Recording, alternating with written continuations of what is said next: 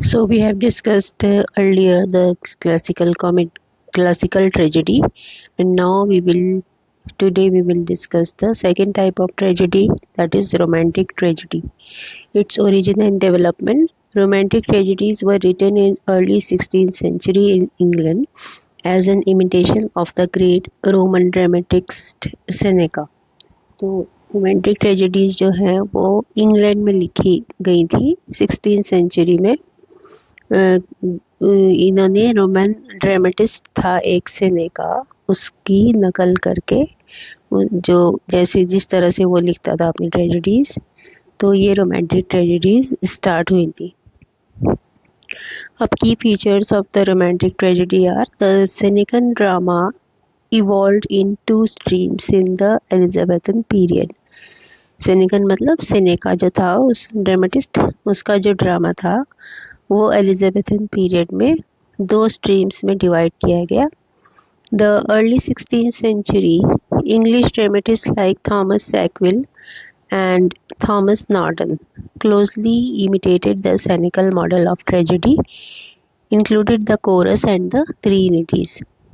तो जो early starting की जो 16th सेंचुरी थी के इंग्लिश ड्रामेटिस्ट थे जैसे Thomas Sackville and Thomas Norton, वो उन्होंने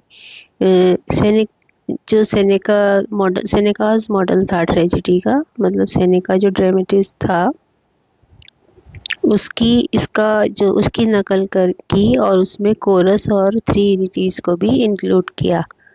They produced their tragic play Gorboduc in 1562। तो उन्होंने सबसे पहले अपना प्ले लिखा, कौन सा प्ले था? गॉर्बोडॉक। 1562 में ही पब्लिश हुआ था, which is called the first regular English tragedy in blank verse. तो इस गॉर्बोडॉक को ही पहली रेगुलर इंग्लिश ट्रेजेडी कहा जाता है जो कि ब्लैंक वर्स में लिखा गया था ये।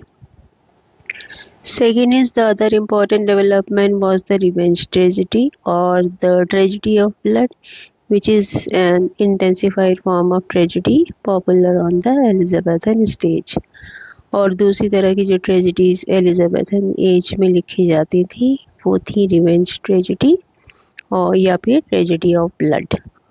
Third is it deals with the theme of revenge and retribution borrowed from Seneca। तो ये भी एक सेनेका के ट्रेजेडीज से ही इन्होंने लिया था कि इन ट्रेजेडीज का थीम हमेशा रिवेंज या रिट्रीब्यूशन ही रहता था, in the form of murder, assassination, mutilation and carnage.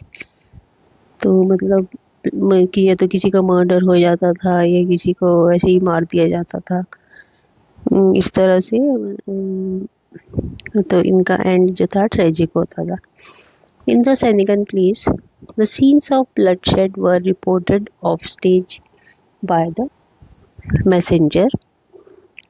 तो सेनेका के जो प्लेस होते थे उसमें जो भी खून खराबा होता था उसके सीन्स जो है वो मतलब बाद में एक मैसेंजर के थ्रू ऑडियंस को बताए जाते थे, but the Elizabethan dramatist presented them on the stage to satisfy the craving of the audience.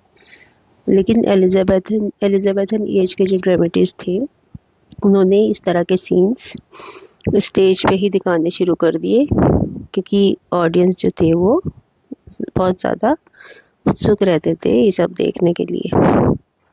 Fifth is revenge tragedy was made popular on the Elizabethan stage by Thomas kid.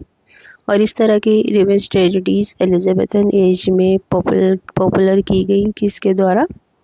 Dramatist थे Thomas kid.